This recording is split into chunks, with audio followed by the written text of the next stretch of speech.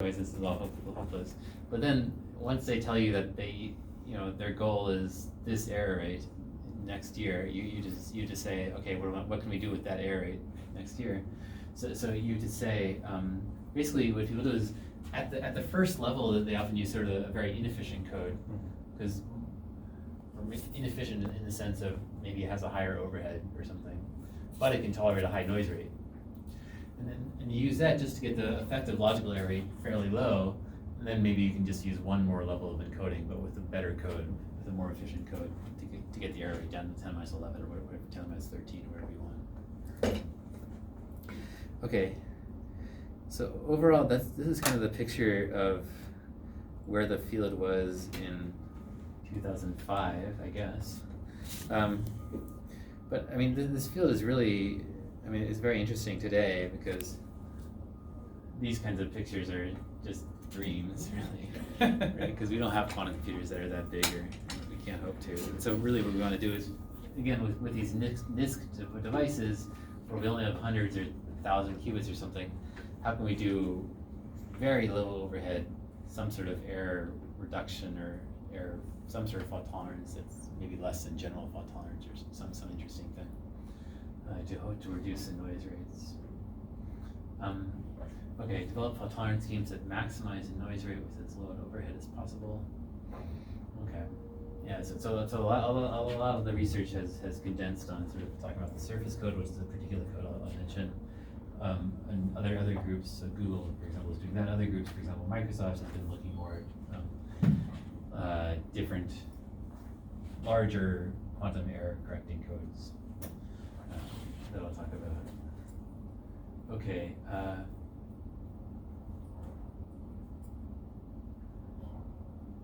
Okay, that's not that interesting.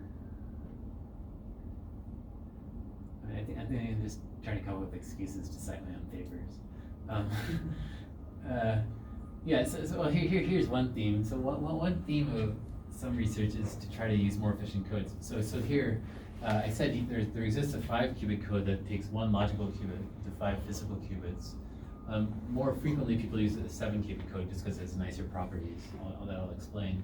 But in fact, in more recent research, people are trying to use more efficient codes. So for example, you can code 7 logical qubits in 15. So this is bigger, which is bad, but the ratio is better. It's like 2 to 1 instead of 7 to 1. So you need fewer physical qubits. The downside of using a code that encodes multiple logical qubits, like 7 or even many more than 7, is that it becomes trickier and trickier to actually do things. So like this is very good for quantum memory. If the logical qubits, if you just want to keep them stored forever, this is very good.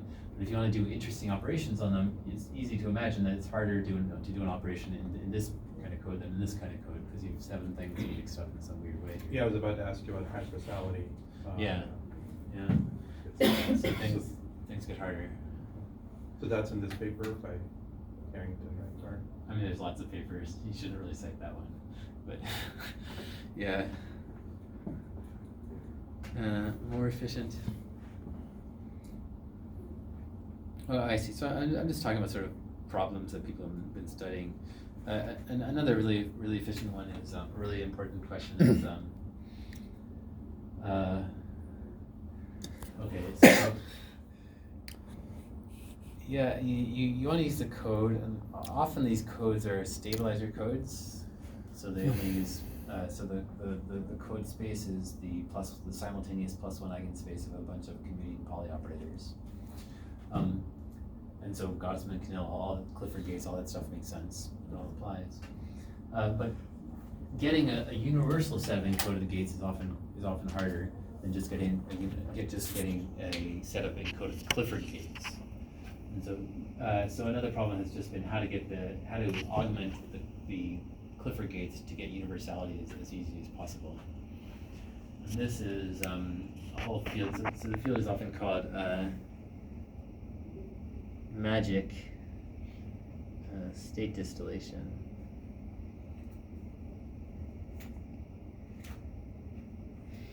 And people try to come up with reducing the overhead as much as possible. So this is some overhead according to the target error rates, and they're trying to get the curve as low as possible with different methods. And this is important because actually a lot of the overhead, as I said, in like Shor's algorithm or any algorithm, most of the operations are not C0 gates. Yeah.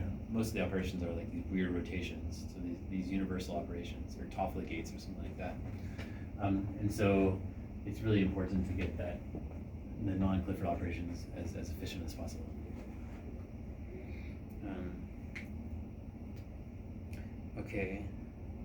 Okay, so then this is just, I mentioned this last time, which is maybe fault tolerance isn't necessary at all because somebody's going to develop a magic quantum transistor, which is not magic, but one of these topological quantum systems or anionic systems,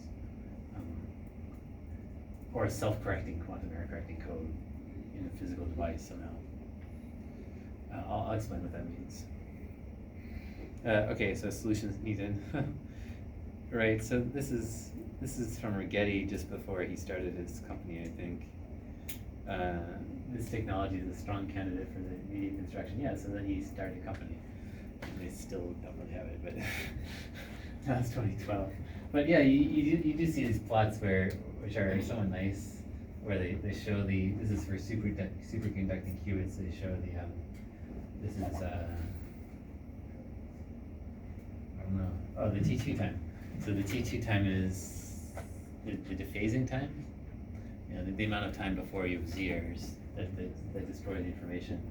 And yeah, so back when it was NEC doing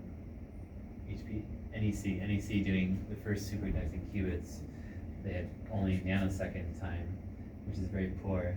And then it got better and better. And so now, I guess the typical 2-qubit gate time is what? 10 nanoseconds, 12 nanoseconds, let's see, 10, they're saying 13 nanoseconds. So it's on that order, tens of nanoseconds for these superconducting devices. And the lifetimes as of 2011 were on the order of 10, 100, all right, that's microsecond, 10, all right, so that's 10 microseconds. I think now then, what are they on? They're on hundreds of, I think they're another order of magnitude above, so they're on the order of hundreds of microseconds, I think, for these superconducting devices. So that means if your typical gate time is tens of nanoseconds, and we're up to hundreds of, so 1, 2, 3, we're between 2 and 3 orders of magnitude, so the error per gate is going to be roughly between 10 minus 3 and 10 minus 2 for current technologies. What does that mean, reproducible? So I think that means like somebody, so above the curve, somebody reported it, but nobody else was able to do the same thing. Yeah. Okay. Somebody That's very scientific. Yeah, I don't know. Yeah, I mean, it could be that you don't believe this person, or I don't know. Yeah. But yeah, I mean, overall, we do believe this, and lots of people who know this do believe this. All right, and so this number here, this is 1, 2. This is a little bit more than 2 orders of magnitude above the 2-qubit gate time. So that's like the threshold, because that's like saying we do about 100 or a little more than 100 2-qubit gates before the qubits are decohered, are lost. And so therefore the error rate per gate is roughly a little bit less than 1%. And that's what Yannick Knillen had as his rough threshold. And so once you get below this threshold, or once your qubit lifetimes get above this number, above this threshold, then you can hopefully start to do interesting things. Of course, it's more interesting the farther below the threshold you are, because as we saw, when you're really close to the threshold, the overhead is really, really high.